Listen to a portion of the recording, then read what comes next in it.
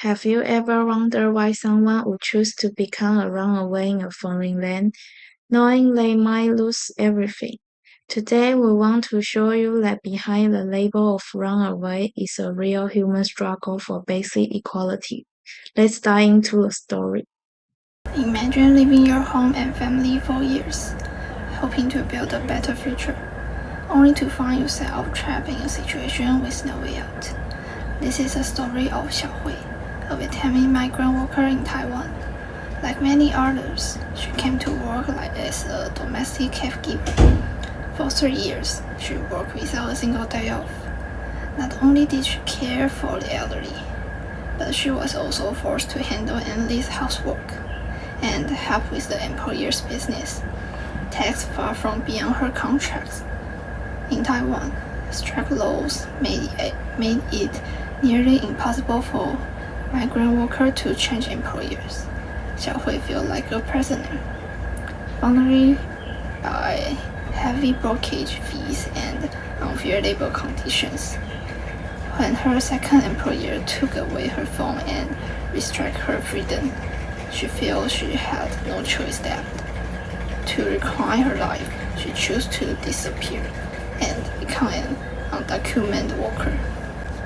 One of the key trackers of SDG 10 is facilitate safe, regular, and responsible migration. However, as we've seen, the reality is often far from this goal. Migrant workers frequently face systemic inequality. They pay exorbitant fees that local workers don't.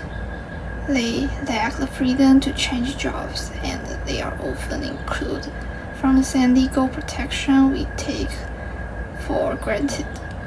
When a worker like Xiaohui feels forced to run away, it's a sign that our system is failing to meet the promise of SDG 10. To truly reduce inequality, we must ensure that someone's nationality does not determine their level of human dignity. Now, let's look at the root of the problem. Legal inequality. In Taiwan, over 200,000 domestic caregivers are legally invisible because they are excluded from the Labor Standard Act. This means they have no guaranteed minimum wage and, more importantly, no mandatory rest days. Furthermore, this legal gap leads to economic exploitation. Migrant workers must pay mandatory monthly service fee to agency. However, instead of protecting workers, these agencies often side with employers during dispute to protect their own business interests. However, the most silent barrier is information asymmetry. Because most legal documents are only in Chinese, workers often sign settlement agreements after accident without actually understanding what they are giving up. Their lack of language access is the direct barrier to justice. Now, I'll explain why this is such a critical social problem: legal inequality, the service free trade, and the language barrier. First, there's a major issue with legal protection. In Taiwan, domestic workers like caregivers and housekeepers are not covered by Labor Standards Act. Their monthly salary is only around $20,018, which is way lower than the legal minimum for other jobs. Even worse, there's no legal limit on their work hours. This isn't just about a job, it's a totally lack of basic human dignity. Second is financial exploitation.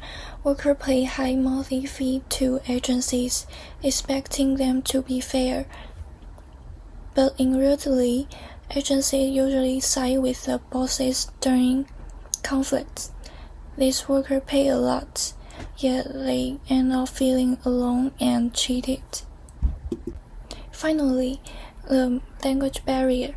Most contracts are only in Chinese, so when accidents happen, many workers are forced to sign papers they don't understand.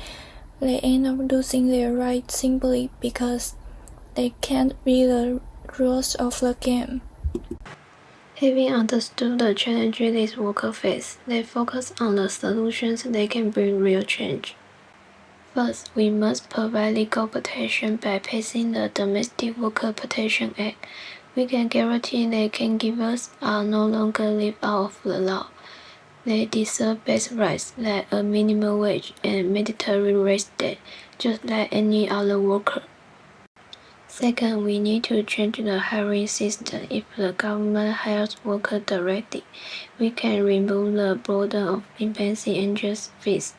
This ensures that the process is fair and the workers are not tricked by debt before they even start their jobs. Finally, we must remove the language barrier. All labor contracts and legal documents should be available in the worker's native language. When people can read and understand what they are signing, they are empowered to protect their own rights.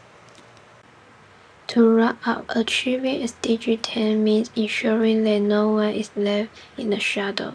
By closing legal gaps and removing language barriers, we protect not just migrant workers, but our shared human dignity. This concludes the report. Thank you.